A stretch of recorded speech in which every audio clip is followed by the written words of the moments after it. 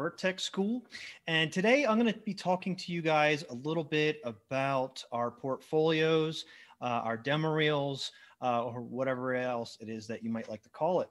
So when I was originally building this idea that I wanted to talk about portfolio building, demo reel building, things along those lines, I actually started to go out and look for demo reels, and then I was going to just start showing them and saying what I liked and didn't like. But I ended up finding out that there wasn't really a nice way of doing that, without having examples of bad demo reels. And then I'm just bashing somebody, which I don't want to do at all. So you're going to kind of just talk to a talking head here.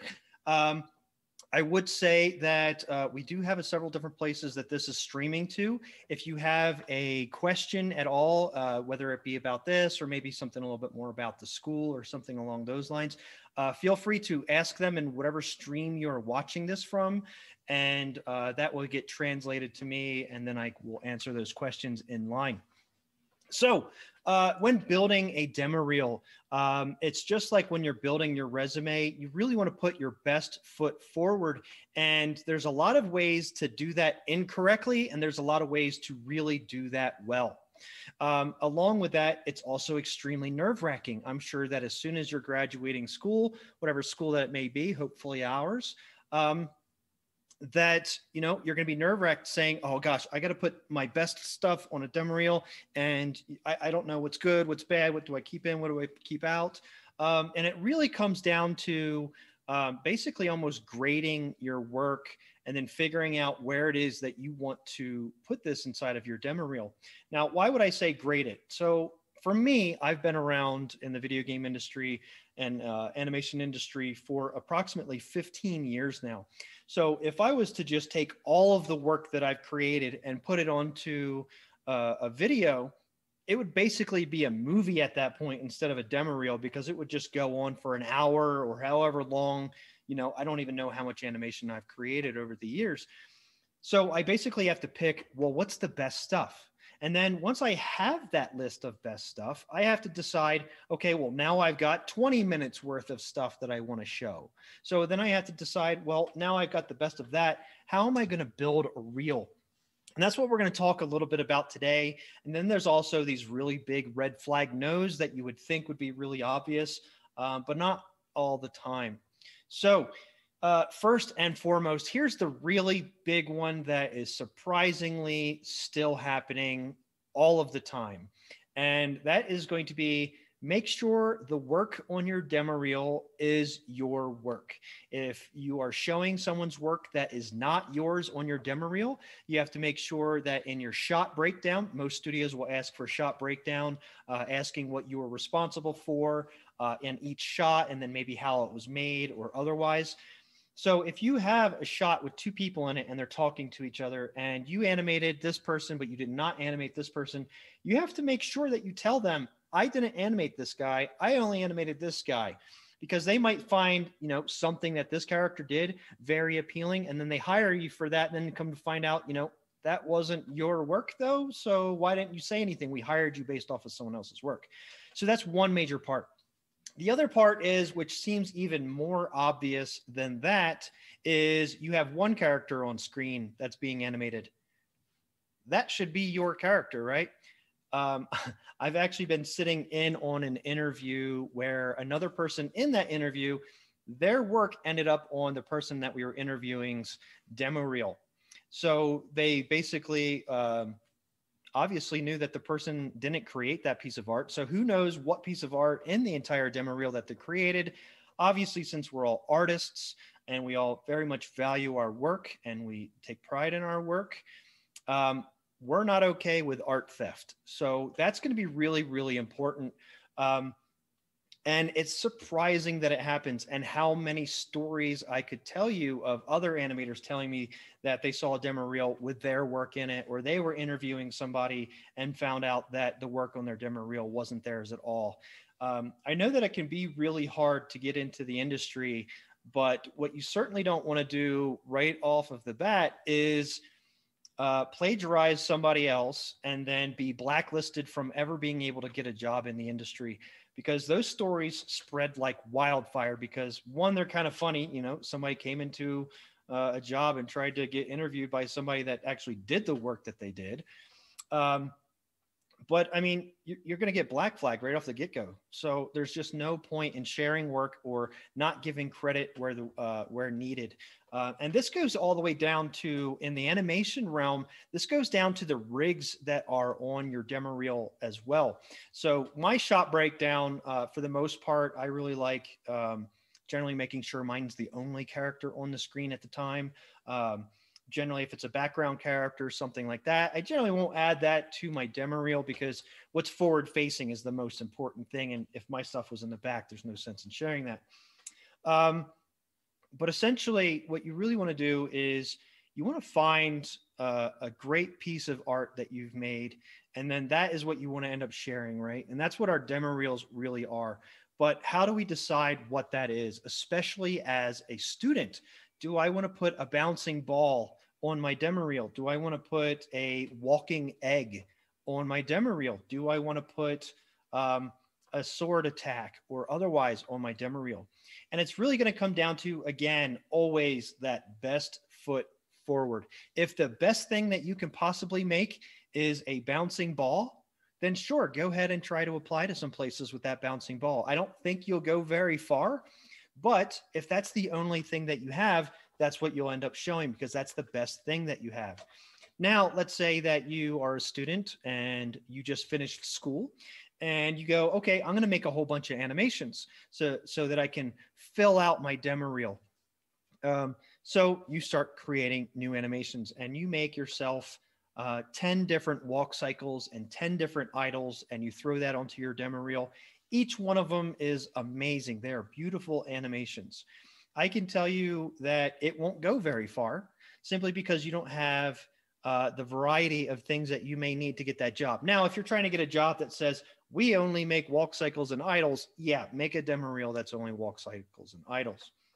But if you're really trying to show your prowess and you're trying to show your best foot and you're trying to really gain someone's attention, you need to broaden that a little bit as a student. So if you've done a sword attack, don't do another sword attack unless it's wildly different. Maybe do something like a healing animation, or do an acting piece, or maybe some other kind of body mechanics animation. Pick up a creature like a dragon, or maybe a real creature like a cat or a dog or something like that. Try to expand your knowledge and really show what you can do. So instead of having 10 idols and 10 walk cycles, maybe you only have 1 or 2 walk cycles. They shouldn't both be vanilla walk cycles. They should be personality. They should have really great timing and weight and everything else, but they shouldn't be the same. And they shouldn't be a vanilla walk. A vanilla walk is really the math behind how to make a good walk. It's not necessarily a good walk, because a vanilla walk goes on everything. It works for male, female, heavy, light, big, small, old, young, all that fun stuff. So it's kind of like a building block to make something that's really great and phenomenal, like a personality walk. So if you're going to have 2 different personality walks, maybe don't have them both be big, oafy guys who are really angry and stomping, because that just shows, hey, I can do the same animation on 2 different rigs. So what you might want to do is have one walk cycle where the person's really happy. Maybe they have a double bob as they're walking or something like that, and they're just generally overall happy. Really great. That's a great animation. Next one that you put in there, let's change that up dramatically. Maybe instead of it being a little person, it's a big person. Instead of it being a male, it's a female. All of these different things that you could do in order to change it up. And then when the personality comes out into the walk, it's going to be different. So I really like to see different things on a student's reel, especially early on. I like to see different things on the reel, because it tells me that they're trying to go out and try something that they may not have done before. They're trying out different styles that they haven't done. So maybe you're very much good at doing realistic animation. Try to do some cartoony animations, because it's going to round out your reel a little bit better. When you're scrounging to try and get enough content to make your first demo reel coming out of school, you know, you might have 10, 15 seconds worth of animation that you've created throughout your entire time there. And now when you go and you see, oh, demo reels should be, 45 seconds, a minute and a half, 2 minutes. You hear about all these types of numbers and you go, oh my goodness, that's 4, 5, 10 times longer than the amount of content that I actually have. So you want to start filling that reel up because for one, it's probably a lot of the same type of thing. If you were doing realistic animation as you were getting into body mechanics, you probably stuck with realistic animation unless you took a cartoony animation class or something like that. So you've got that rounded out. You've got 10 seconds or so of, a walk, a run, sword attacks, all that kind of stuff. Let's start broadening. I can't say that word right now. I keep on thinking of it and I keep stuttering through it. Adding more difference to your demo reel. And the reason for this is because in the very beginning, you may have that dream studio that you're going for. I'm going to name a random one because it was one of mine, which was Valve. I absolutely wanted to work with Valve. And if that was the only studio I was willing to work for, I would have made my demo reel specifically for every type of game I've seen them make. And I would have, it would have had a lot of Half-Life looking stuff with weird looking alien creatures. It would have had very realistic human animation. I would have had maybe some robots, thinking about Portal. Maybe I would have added a couple of robots that had different personalities. And then I would take that to them and go, look, I can do the things that you guys do. Do you want me to do those things for you? Right. But if I'm willing to work at another location, and this time, let's just say Blizzard, because Blizzard's another really big name in games. And their game, let's just pick one of their games, World of Warcraft, one of their biggest titles. And that's a lot of magic. It's a lot of more cartoony style. You have, moose that are walking around. You have cows that are walking around. You have skeletons and all this fun stuff. And the art in it is pretty cartoony. Really big hands, really big feet, huge heads. And then trying to make all those things work together turns out pretty cartoony. So now I've just created my demo reel that was 100% based around trying to get a job at Valve. And then I go over and I take my Valve created demo reel over to Blizzard and I say, hey, I'd really like to get a job here. And they go, okay, where we see that you don't really have much cartoony stuff in here. You've got some other stuff. You might get lucky and get a test because they're going to go, okay, he's showing that he can do really good weight, really good timing, and things along those lines. So let's give him a shot. But if someone else came in with an entire reel that was like yours was for Valve, but for Blizzard, chances are they're not going to bother trying to give you a test because this other person's already proven that they can do it on their demo reel. So all in all, what am I saying here? As a student, it is much better to broaden your horizons and learn as much as you can and create as much as you can, and then put that on your demo reel because you might be applying to Blizzard, to Valve, to EA, to anywhere, right? You might be applying to any of these really big studios, and they're all different. Every studio might have a different thing. If you're going to work on Call of Duty, they probably really want you to know a lot about motion capture, being able to get actors to do what you want them to do, being able to clean up motion capture with foot slip and all the jitters that may come from some of the technology. They may also, if like I said, you might want to have cartoony or otherwise. But if I have a little bit of all of that on my demo reel, I can use my demo reel for all of these different locations. And yeah, I might have one cartoony shot as I'm applying to Blizzard, but they're going to go, okay, I can see that he can do cartoony and he can do all these other things. Oh, we're getting ready to make Overwatch 3. So let's go ahead and grab this person because we have a lot of realistic animation in there as well, along with some cartoony stuff. He'd be a great fit. We can get them to do really any of these different functions at our studio. Sure, let's bring this person in. Now, that same reel will do the same thing at Valve. It will do the same thing at all of these different locations. Now you get the job, right? And now I have the job. I've been there a year. I've created a good amount of animation.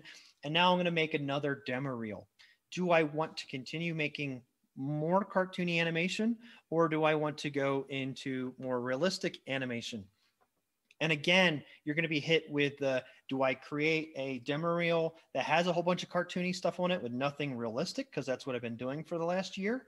Or do I create another reel where I'm going to start animating things realistically? That's kind of actually the realm of where I'm at right now with my own demo reel, is that most of the things that I've created over the last 15 years have been for studios that lean more toward that realistic side. So I worked on the Elder Scrolls Online. Yes, there's dragons and demons and all this craziness going on in that game, but it's within a realistic kind of realm. The physics inside of the realm are a little bit more realistic. When someone jumps, they're not jumping 100 feet in the air. They're jumping like a normal person. Yes, there's abilities to make you jump higher and stuff, but all in all, everything I've done has been very, very realistic. Do I know how to animate something cartoony? Yes, I've actually created a bunch of different cartoon animations on my own for myself. So nothing professional, but just some things I've done on the sides. I'm capable of it. I like it. But now I'm getting ready to go look for a job. Do I want a job with a bunch of cartoony stuff? If the answer is yes, I need to make sure that I dump some of this cartoony stuff onto a demo reel. But if I want to stick with the more realistic stuff, I'll probably just keep my more realistic demo reel. And then I can break this down even further. Does this studio do a lot of creatures? No. Okay. Well, I have a lot of stuff about creatures. I don't need to worry about that. So at the point of where I'm at now is I can custom make my demo reel for every location that I want to go to because I have the content for it. As a student, while you may have that one direction that you dream to do, and I say keep that dream, even if you've been animating for 10 years and you've worked for all these other studios and you still have this one dream studio that you haven't been able to get into, keep that dream, keep fighting for it, keep creating content that's going to help you get into that. But in the beginning, we need to broaden that dream a little bit more. Think about this is my dream studio, but I'm willing to work at all of these other studios instead of I'm going to work at that dream studio and that's the only thing I'm going to do. Because there's also another really important part that we brought up in a couple of the other interviews that I've done this week. And that is the fact that you never know why you did not get hired. Or sometimes you may not even know why you got hired. So take, for instance, my very first job was at Firaxis Games. And Firaxis Games, I was a junior animator. I had literally just gotten done school within 2 weeks of my first interview with Firaxis Games.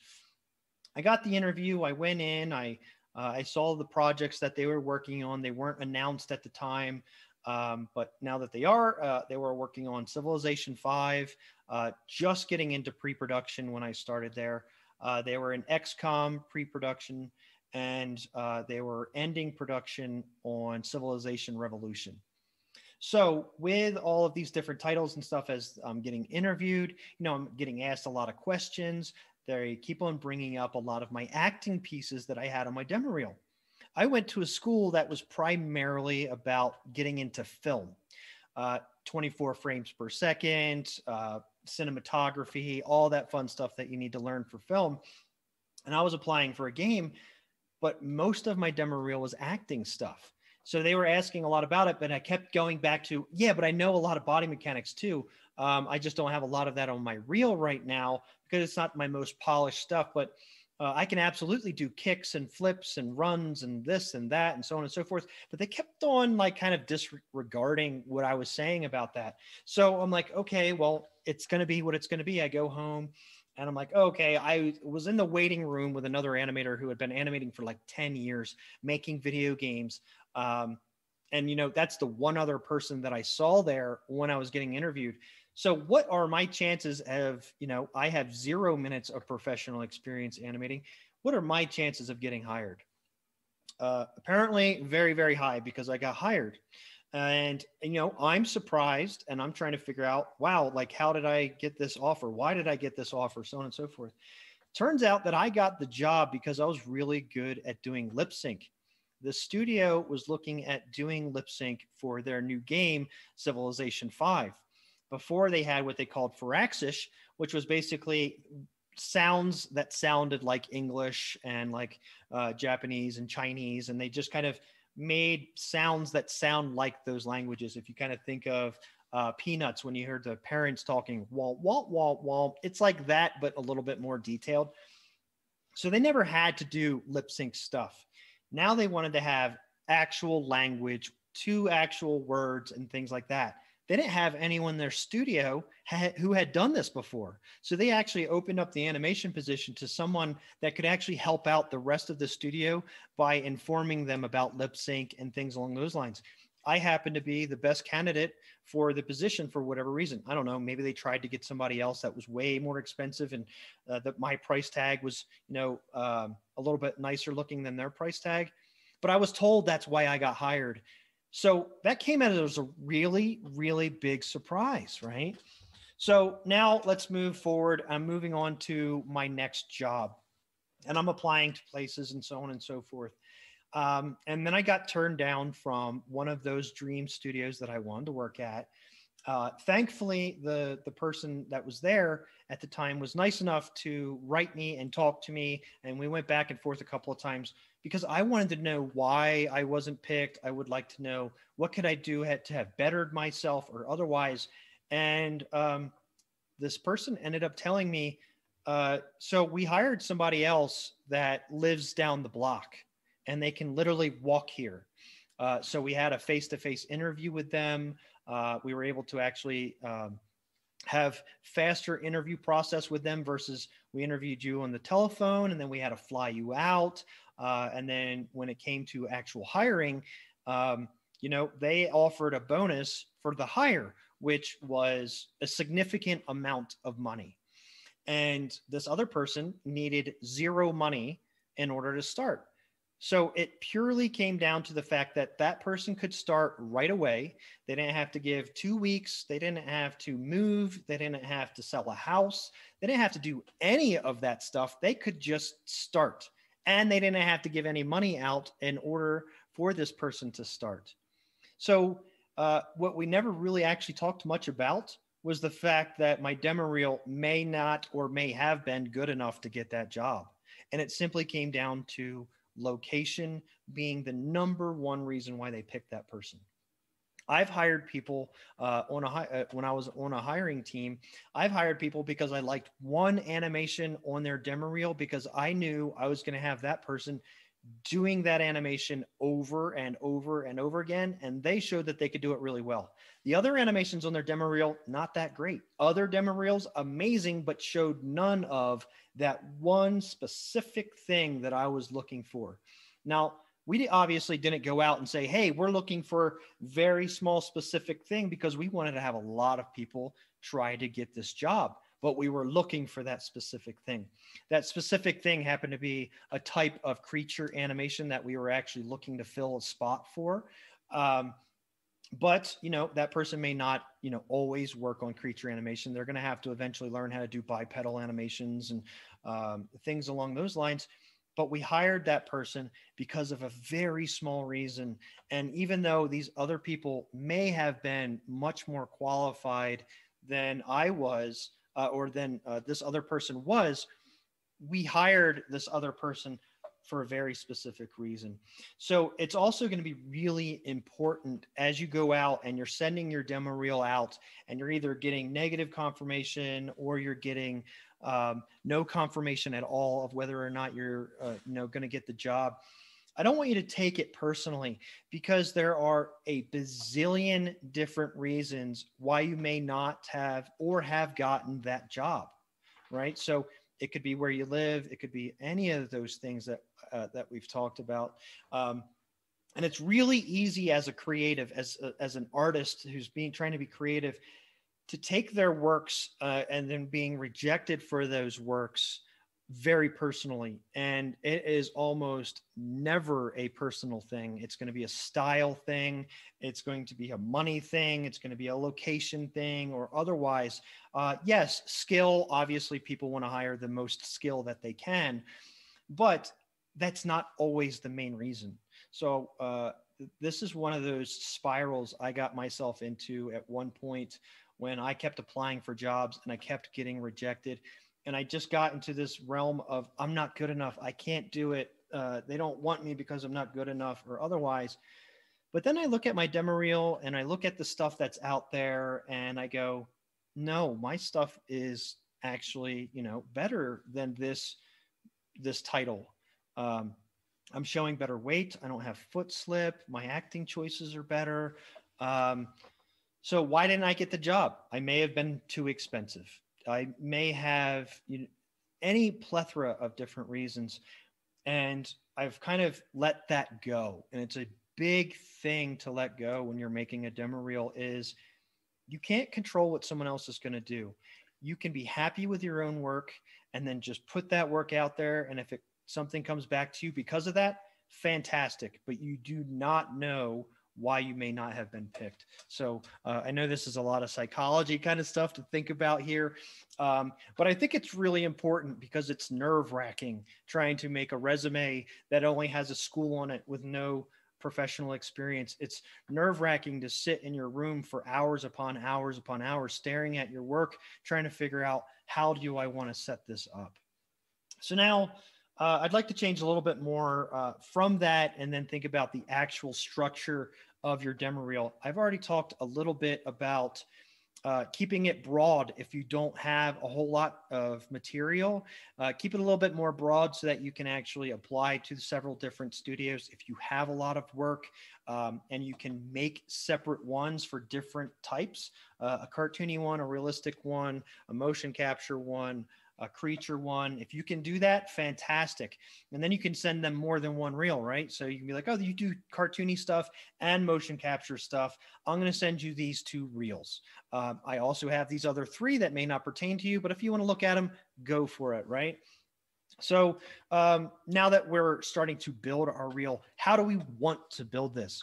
So there's a big debate about the length of time. And depending on who you hear it from, they're going to say 45 seconds or they might say 2 minutes, right? That's kind of the range that I like to think about. I don't like to say 45 seconds is better or 2 minutes is better because every studio and every person looking at it is going to feel differently.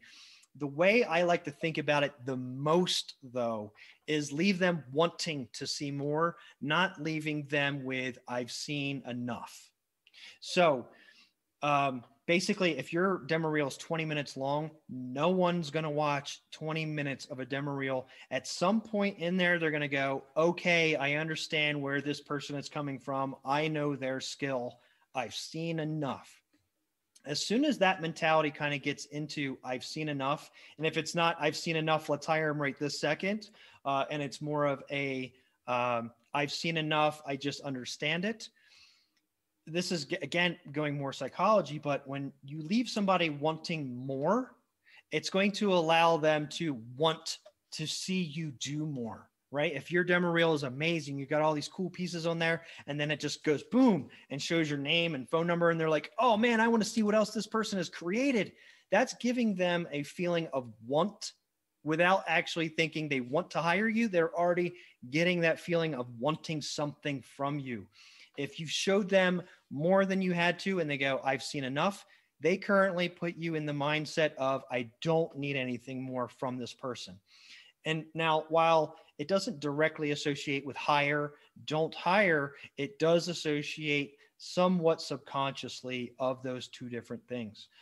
There's lots of different types of psychology we can go into, like during your interview process, should be really confident, or should you, be more of a listener? Should you do all of the talking, or should you do most of the listening? There's all kinds of different things that we can psychologize about actually the hiring process and things along those lines. But let's talk a little bit more about the demo reel again. So now I've got a demo reel. I've got the pieces that I want to add in there. I've got my idle. I've got a run. I've got a walk. I've got a sword attack. I've got. But now I'm trying to figure out, where do I want to place them on my demo reel? So there's a couple of different ways and thought processes in order to do so. If you're a photographer or a cinematographer, you know that you want to lead the eye. So essentially, if you started with something up here in this corner in one scene, if your very next scene, you have something down here in this corner, your eye has to travel all the way to it. It's uncomfortable, and you may miss where that animation actually started, and it might be the coolest part of your animation. So if the whole time I'm watching your demo reel, I'm going like this, trying to find the action, it's going to be confusing. It might be a little bit frustrating for me to watch it, and I might just let it go because I'm just like, okay, where are we going here? Like, what's happening here? I might get some kind of negative connotation about that demo reel.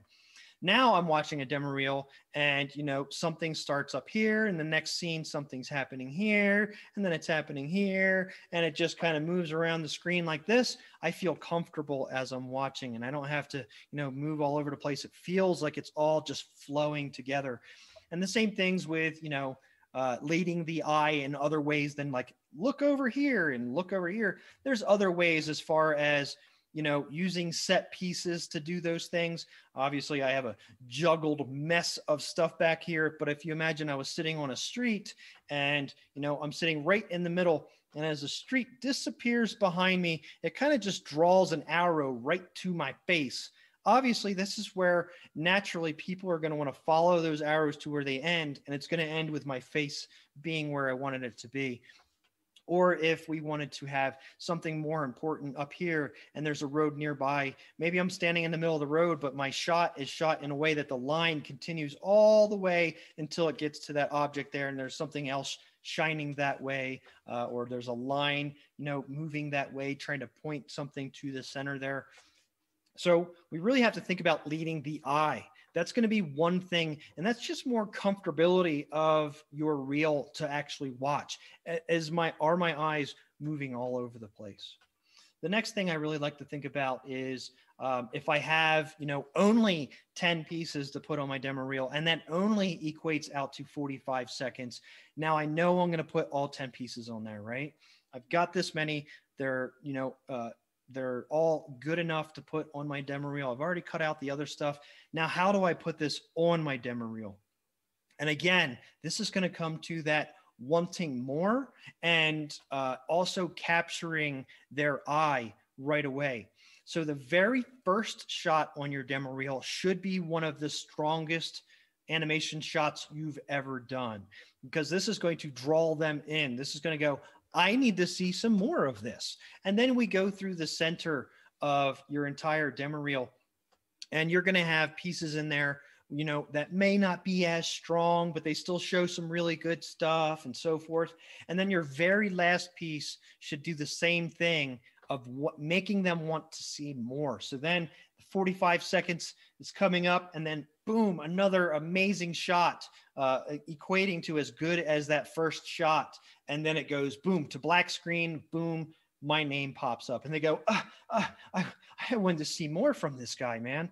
So it really comes down to making sure you lead with your best foot, and then you're leaving with your best foot as well. Thinking about this as a very small job, okay? If I'm at my job, and when I first get there, I do really, really, really amazing, and they're so happy with me and all that kind of stuff, I know I'm getting ready to leave. And I've been here for a few years, and maybe my ability has shrank, or maybe I've kind of plateaued or whatever. And I'm just sitting here in the middle doing my job, getting paid. They're happy. I'm happy. Sweet. I'm getting ready to leave, right? Right before you leave a job, do you start burning everything and making everything terrible and then rolling out? Or do you try a little bit harder for the place that you're leaving? So I want to make sure that, I'm not making the next guy's job hard. I'm not trying to, just say, I don't care anymore. I've got a new job on the way. You don't do that, right? Because the next time you need to put that person's name down as a reference, and they call that place and they go, hey, did this person work there? You want to write them down as a recommendation or something like that. You don't want them to get on the phone, and be like, yeah, he did work here, but at the end he burnt the place down to the ground. because you had a new job. It's the same kind of mentality. You want to leave them saying, oh man, I'm not seeing anymore. Oh man, I don't have that person working here anymore. I want more from them. Not leaving them with a burning ash of your worst piece at the very end, because then they're going to go like, I'm kind of glad that they're gone. And if anybody asks me about it, I'm going to say I was glad that they're gone.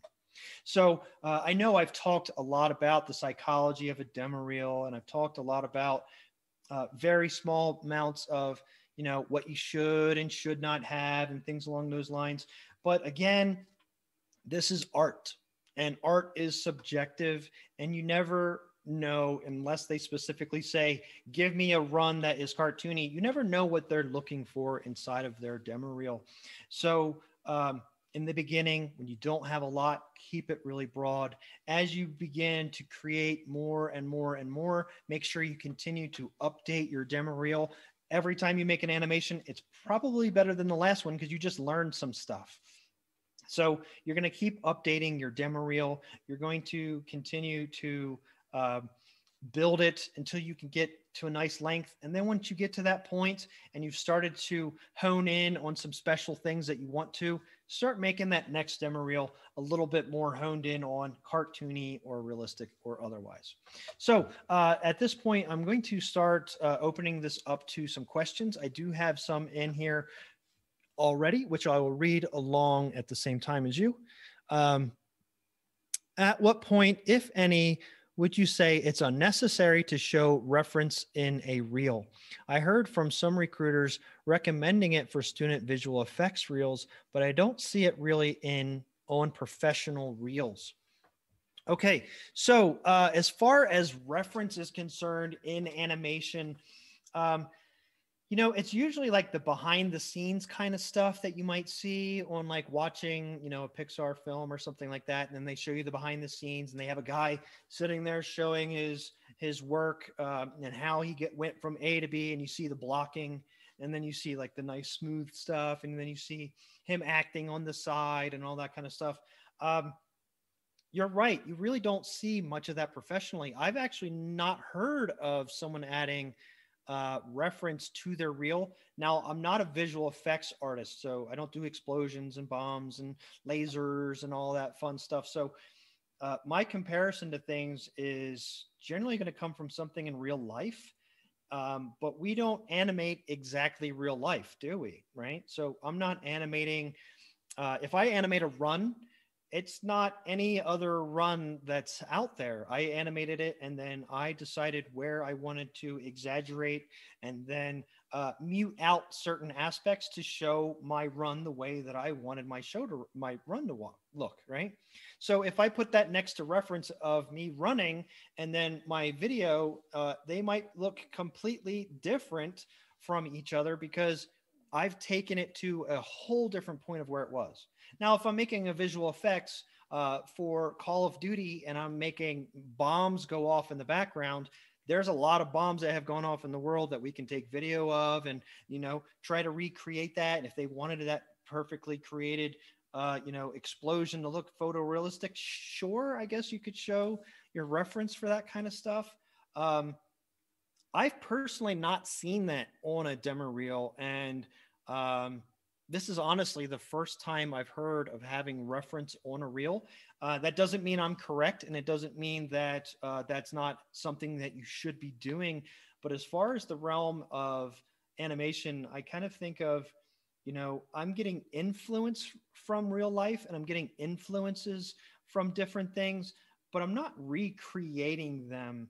Because otherwise, why not just motion capture? Why not just real live action people if I'm just recreating it?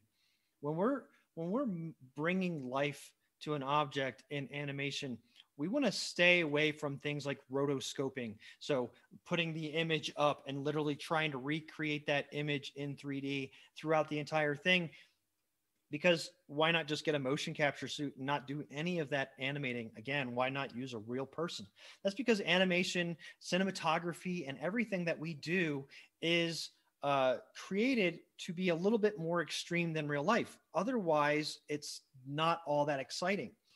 Let's take a movie that did really, really well. and they were seen for, you know, these really long action shots. So I'm talking about John Wick. John Wick was seen as this marvel of great cinematography and fight scenes because the scenes continued through one long shot instead of it being a punch. And then the next scene, you just see a foot coming into there. And then the next scene, you see him jumping over a fence. Instead of it being like this cut, which if you watch any of Liam Neeson's videos or movies, they cut every millisecond because they're going to show him running up to a fence and then they're going to show him jumping off of the fence. They're not going to show him jumping up onto the fence and, you know, doing all that because he couldn't do it. And if they're not showing him punching one guy and throwing another guy, they're going to show him starting to punch one guy. And then it's going to go to the next scene where he's already got the guy in the air because that dude probably jumped off of the ground. Right. So in those two differences, they were trying to make Liam Neeson look more amazing than he really is in his videos by going cut. Same thing with John Wick. Okay. So they had these really long shots. Where is the unrealism from that, right? We can see where Liam Neeson's is. He ran toward a fence. Next thing you know, he's on the other side of the fence. Obviously, they cut out the part where he couldn't actually jump over this fence. In John Wick's film, he punched, and then it goes on to the next scene. Where was the unrealistic parts of that? There are several of them. If you watch boxing and watch people punch each other, a lot of the times you'll see someone get hit and they just kind of turn their head a little bit and then they're right into it, right? In a movie like John Wick, someone gets punched, they fly through the air, through a door, through a window, or something else. That actor added exaggeration to him getting punched. So that's not even real life. The next thing that happened was the person doing the editing, when John Wick threw that punch, it may have been as fast as I just did it right here. Okay. And if I hit somebody, that doesn't look, you know, very exciting. What they did was he threw that same punch, right? And just like in animation, they retimed it. They took out frames. They took out a frame between here and here. So instead of seeing all of this, all you saw was this photo, and then the next one it contacted. So instead of it looking like he punched that slow, it now looks like he did this, right? It was the same thing. They just modified it to make it look better. So the same thing with animation. We exaggerate real life. We aren't copying real life because we want it to be more exciting than real life. So stay away from rotoscoping, things along those lines. This was a really long, convoluted answer to should I put reference on my demo reel? I've never seen it, but it doesn't mean that it's not the current trend. And now that you've actually said it, as a matter of fact, I'm actually going to take a note because if this is a new trend, I need to make sure my students know. Sorry, I'm just taking that quick note. Thank you for that question. I didn't get the name of who that question was from, but thank you very much for that. It's a great question. I unfortunately don't know the best answer for that. But personally, I would say that it's unnecessary to have reference on your reel. But again, that's my opinion. So next question is, should I start sending out demo reel after finishing class, or should I make more animations to polish them further? If I send a poor demo reel, will that look bad on me? Will it cut my chances to apply again later? So this is actually a question that I see a lot as far as if I put a poor demo reel in a place and they don't hire me, does that mean I can't apply to them again? Because they're going to be like, oh, I remember Dan Perry from 15 years ago and he was garbage. I'm not even going to look at this demo reel. That's the fear. That's not reality, especially for students. They know that you're a student. Your resume doesn't have any professional references on it. It only has what school you went to, right? So they know that you're a student when you first apply. You're not going to have, renders from games, renders from movies on your demo reel, which is what most professionals have. You're going to have student looking renders. You're going to have play blasts. You're going to have things along those lines So when they see that, they're going to go, okay, this is a student. Is the student good enough? Let's say they say no, the student's not good enough. Let's not bring them in. You apply next year. Someone does recognize that name. They go, I remember they applied and we passed on them. They were a student. Now their resume says they worked at Sony ImageWorks. Okay, they've got 1 year of experience. I am definitely going to go look at that demo reel, right? So we looked at them before, they weren't good enough. Now they've got some experience. Let's go look at that demo reel. They look at it and go, wow, look how much this person changed in a year of working. They are definitely higher material now. Look what they accomplished in a year. Imagine what they're going to accomplish in the next year working for us. Let's hire that person. So no, I absolutely do not think that if you feel as though you did poorly or you didn't get a job or otherwise, you absolutely try for that job again with a different demo reel. Now, I'm not saying do one demo reel today and then go, okay, I didn't get anything, make a real quick animation, put it on my demo reel and send it out to them the next day. I'm not saying that.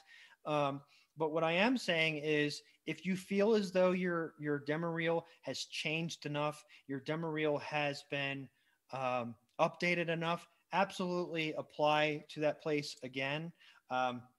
Now, going back to something I mentioned earlier is you don't know why they didn't hire you, right? You don't know if it was your demo reel or where you lived or anything else. So absolutely apply again. I know that people have seen those rejection letters. We're going to hold this onto this until the next time. Feel free to update it if you'd like to. That's not just counter service. A lot of companies, most companies really do hold on to all that stuff because it's really expensive to hire people. You know, I've been hired from places I've applied to years ago that I haven't applied to since, and they go, "Hey, we were wondering if you're open up to a new career." I'm not right now, but thanks. So it's fully possible that they will hold on to it and that you can update it. I know that at EA, I know the director at one of their studios. I know that they hold on to theirs and that you can actually, as you apply, you actually have a username and all that fun stuff. So you can actually update your demo reel whenever you want. I had something new. I'm going to replace that demo reel with my new one, see if they have any new jobs you can apply to, stuff like that. But essentially, after you start sending out your demo reel, you can absolutely apply somewhere else or apply there again after you've been better. So no, it does not cut your chances. If anything, if you're showing improvement, especially really great improvement, it's probably going to help you. Now, for the first part of that question, should I start sending out demo reel after finishing class, or should I make more animations and polish them further? This is going to depend. Okay. Do you have enough material to apply to a place? Do you only have a bouncing ball? Would polishing that bouncing ball make your demo reel better? Probably not. You know, it's just a bouncing ball. It's the only thing that you have. Now you have a bouncing ball and then you're like, you know what? I'm going to add a walk to it. That 100% made your demo reel better. Now, the next time you want to apply to something, I don't have more time, but I can actually, I better now. I'm going to go back and I'm going to update that walk a little bit more because it doesn't represent my current ability. Absolutely go back and polish that up and then, you know, continue to add more pieces later on. But what it really comes down to is that earlier, put your best foot forward. You don't want to have a whole bunch of stuff that you've polished really well and it looks really great. And then the middle is filled with this stuff that's just in blocking, or, you know, you don't like it. You know that they won't like it, but you're just trying to get to that 45-second mark. It is better to keep that out than it is to add it. And if you have a 10-second demo reel and that's all you have, but you need to start applying with it. There's no rule saying that you can't apply with that. Does it limit your chances of getting that job right then? Yes. But what are your chances of getting that job if you didn't apply with your 10-second demo reel? Chances are absolutely zero, right? So it's higher than zero if you put that demo reel in. I say absolutely go for it. But while you're waiting for responses and while you're, you know, waiting to see if you get that next job, continue to animate different stuff, continue to animate towards a style that you're looking for, if that's the direction you want to go.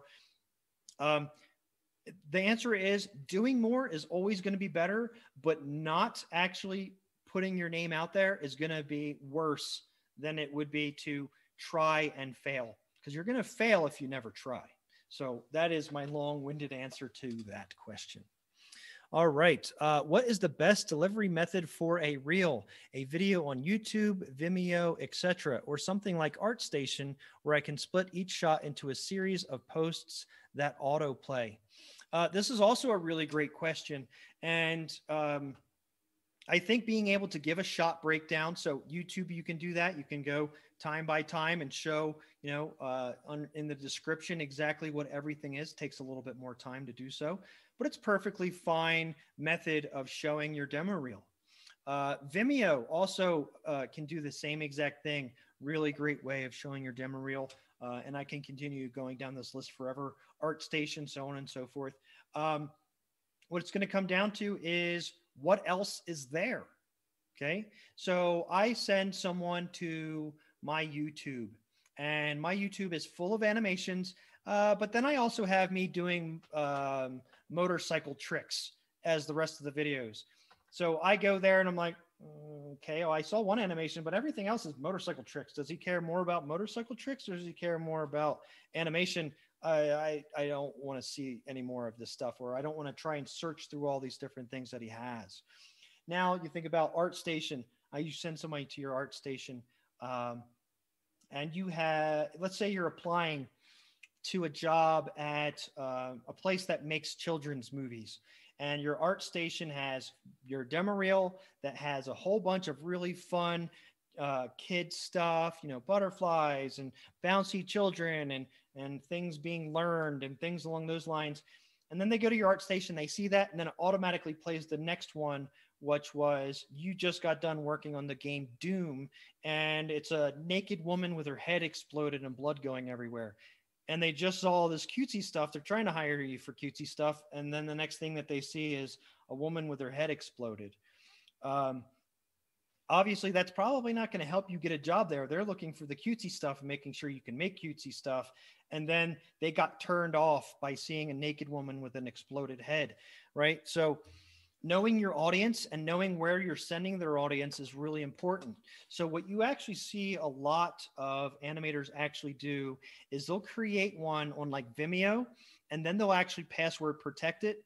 And when I go to their Vimeo, the only thing I see is everything that they wanted me to see, that password protected video. And then anything else that they don't have, password protected, I am allowing them to see. I might have some first person camera stuff. I might have some cartoony stuff. I might have all of my other demo reels in there or otherwise, but it all works out really well.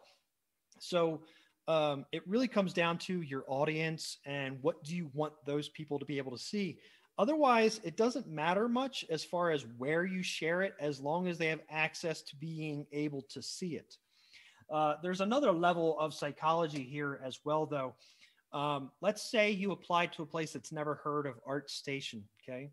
And then you put your ArtStation demo reel out there, and they click on the link, they go to your ArtStation, and they go, I've never seen this place. This isn't their website. This is like a website of animators and artists and stuff. I'm going to go search real quick. Oh, look, I just found 10 more animators that are looking for jobs. They all have their demo reels here. I'm going to cold call some of these people and see if they're actually interested in our job. So you actually just added yourself a little bit of competition there. So again, it's one of those answers where there's a lot of different directions that it can go. But primarily it breaks down to know your audience and what they would prefer to see and not see, and sending them stuff that they'd like to and not like to see. So I was actually in the video game industry when DVDs were, the biggest thing to do was to send your DVD out to studios. So I had a DVD maker. I had stacks and stacks and stacks of blank DVDs, and I just sit there and pump DVDs into this thing, burn them. I had a label maker with my own name, and I put a screenshot of one of my animations on the top of it, and I had all that fun stuff. And I sent those things out like crazy. And, that got me my first job and things along those lines.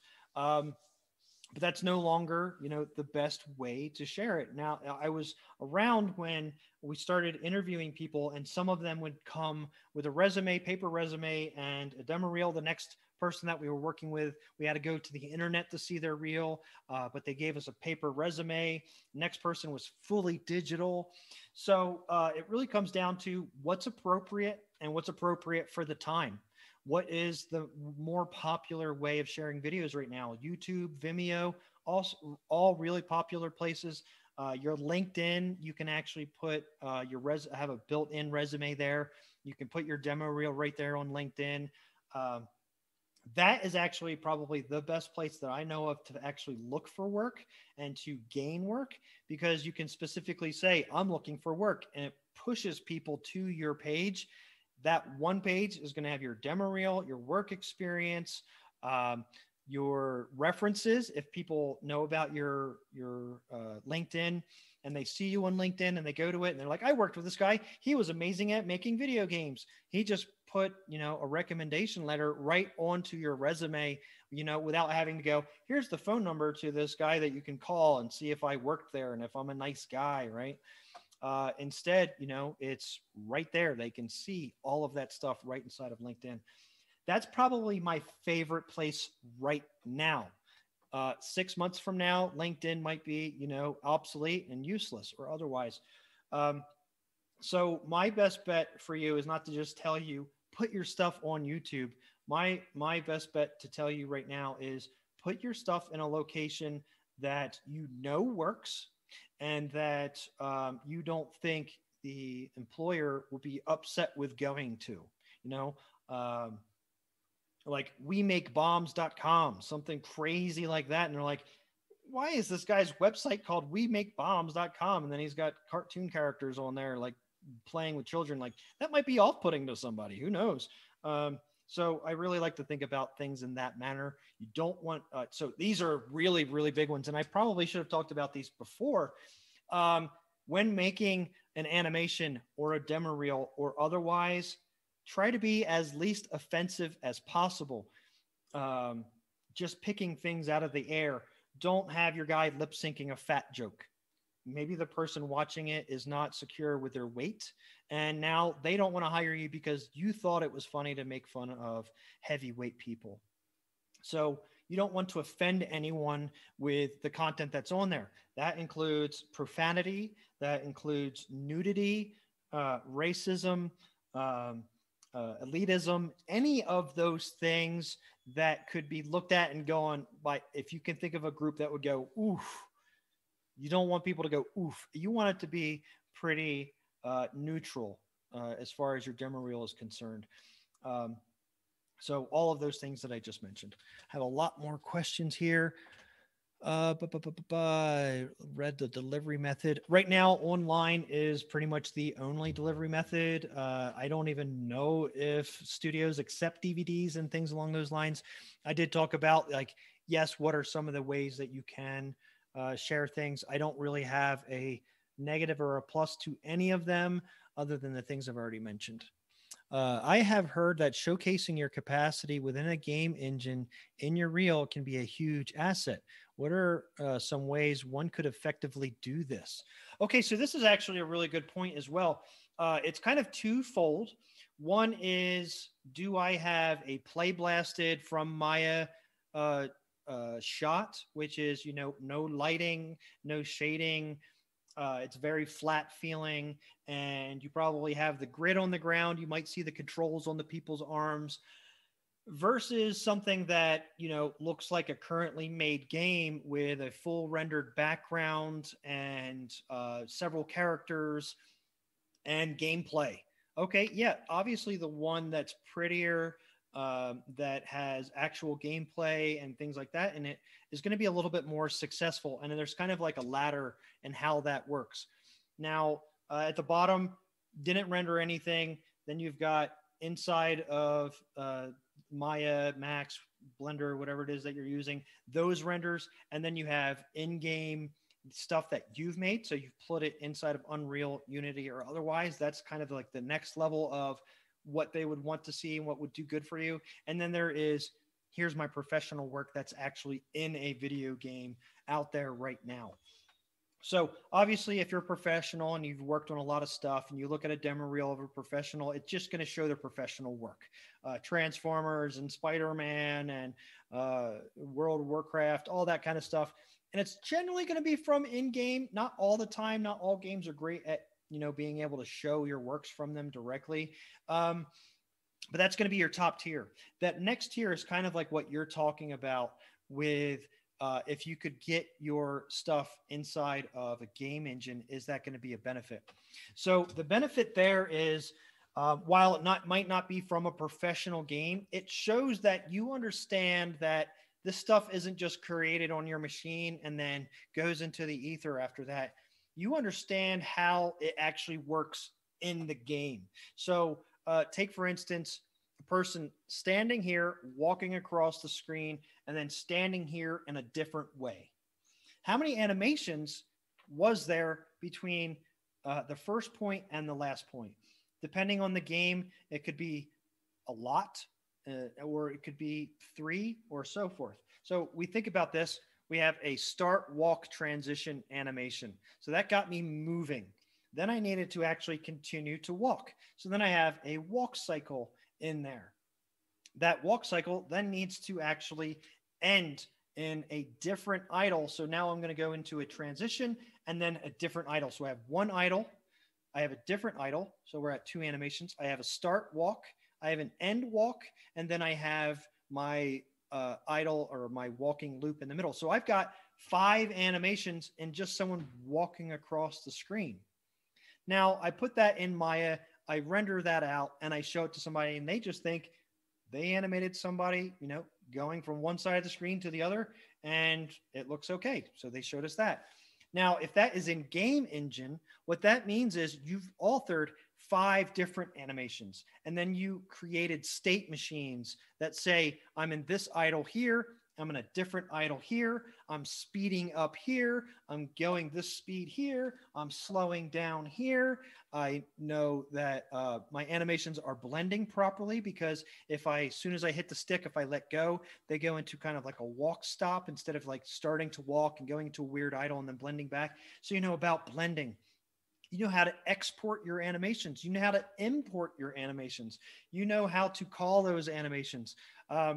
So now you've just displayed so many more skills than your ability to animate someone walking across the screen. If you got it into a game engine and you're able to make it look as good as you could inside of Maya, which is not an easy task, but if you're able to actually make that happen, you are so much more hireable, because it shows that you have an understanding of the game engine. It shows that you have an understanding of the job that you're actually going to be hired for. I am running a little bit over. I have just a couple of questions. Actually, just one more question left here. If you have any more questions, get those in really, really quickly here, as if I don't see anyone, I'm done this one, I'm just going to stop answering. So sometimes asking for permission from employers can be awkward. Should I avoid asking current employers permission to include my work on my reel, wondering if they think I'm leaving? This is a hot topic for me. Now, the reason for this hot topic for me is because I created a demo reel one time. I used that demo reel to apply to a job. Someone at that place called the place that I had just come from and said, hey, I didn't realize that you guys had shown any of this stuff yet. I'm surprised. That's really cool. Studio I used to work for contacts me. What are you doing showing this stuff? That's covered underneath of an NDA. Well, I was doing the trick that a lot of people do, and that is put your stuff that's supposed to be underneath of an NDA that no one is allowed to see, non-disclosure agreement. They put that stuff behind a password wall, and they go, oh, I'm going to send this out because it's behind a password. The only people that are going to see it are those that are interviewing me. NDA be damned. How are they ever going to know? Well, we found out one way that they can find that out, right? I actually didn't know that that was something bad. I was like, it's password protected. No one out in the real world is going to see it other than my people that are interviewing me. Well, those are competing companies, right? And I essentially just showed them a product that's not out yet. So I 100% broke my NDA in that situation. I can't go back. I can't take that back. I can't take back all the heartache that that created me when I did that. Um, and I was doing what everyone else in the industry was doing and what a lot of people continue to do today. So I currently have a demo reel, and this is a kind of a point where I'm at right now. I have a demo reel right now that the last thing that I've added onto it from a professional studio, I think was created in 2017 or 2018. I've worked since then. I've worked at several studios since then, including where I'm at now. So why am I not adding any of that stuff to my demo reel? The titles are still unannounced. The studio may have closed down, and now that name is never going to be announced. It's unreleased. It's canceled. It's put on the back burner, something they might do at a later time. These are all things influencing the titles that I've worked on since like that 2017, 2018 realm. So I physically cannot update my demo reel right now without breaking an NDA from any of those different places. And I refuse to do that. I've had tons of places say, well, just put up tons of people at places that I've interviewed with over the last several years say, well, just put it behind a password wall. What's the big deal? Well, the big deal is, you know, that's actually technically against the law. I signed a contract saying I wasn't going to do that. So the short answer is, do not share anything unless you know 100% that you can share it. I didn't realize I was sharing something that important and it was behind a paywall, but I did something wrong. Now, the next part of that question is, I currently work at a place. I want to apply to a different place. How do I do that without that place finding out? Well, there's a couple of different things going on here. One is, if your work has been out, you know, and shown already, obviously it's not underneath of NDA, it's been shown. So you can show the work that's been shown. Has the game come out and people are playing it and your animation's in it, you can show that stuff. That is things that you can do. If you're working on something and no one knows about any of this yet, you can go to your studio and be like, oh man, I'm super excited about the stuff I'm working on. Can I share this stuff right now? Or is this still something I'm not allowed to share with people? And I've done that. And it was literally just me wanting to share my work. Like, I love the stuff that I'm making. Can I share this? And they're like, no, not yet. We haven't shown that piece. So there might be pieces of that particular piece of work. I think my dog's starting to cry. Maybe there's those certain pieces like that. But all in all, I don't play around with that anymore. I just don't. It's not worth the headache. It's not worth possibly getting blacklisted. Imagine if that reached more people somehow. That guy goes, oh my gosh, this is super cool. I'm going to share his works with everyone, right? Like, he gave me his password. I now have access to it. I'm going to give other people access to it. And now I've just thrown my career away. Instead, it was one person that saw it, and that one person got me in trouble. What are the chances of that? Not very likely, but it happened, right? I've heard of people also getting fired from having a conversation at a bar about the stuff that they're working on covered underneath of their NDA. Someone else overheard that. That someone else just happened to be a reporter in the video game industry, and they wrote a story on it. That person gets fired because that story came out 6 months before they wanted that to actually happen. So the moral of the story here is, play it safe. Only show things that you know that you can. Only show and only ask questions of people that you know the way that they're going to respond, or do it in the way, you know, like I did. I would love to show this stuff, man. I've been working on this for a year. Can I show this yet? Nah, you can't show this yet. Cool. They don't think I'm going somewhere else. They just know I'm excited about showing my work. Yeah, I think that is all the questions that I have right now, everyone. We have been here for a little bit over an hour. I hope that you guys enjoyed this. I did actually plan on it being something else than what it turned out to be. I'm pretty happy with the way that it turned out, though. Hopefully, you guys enjoyed it. We have a lot more coming this week, all ending on Friday, which is our reel review day. And we're going to spend an entire day. I think we have like 7 hours scheduled or something like that of just going through reels. Please make sure that you have signed up for that, entered yourself for our mailing list, getting ourselves nice and ready to do those reel reviews. You might get picked and have your reel reviewed by someone way cooler than me. So, guys, I will look forward to seeing you throughout the rest of the week. Get your reels in to make sure that we can review those on Friday. Thank you all. Have a great day. Have a great rest of your week, and I'll see you guys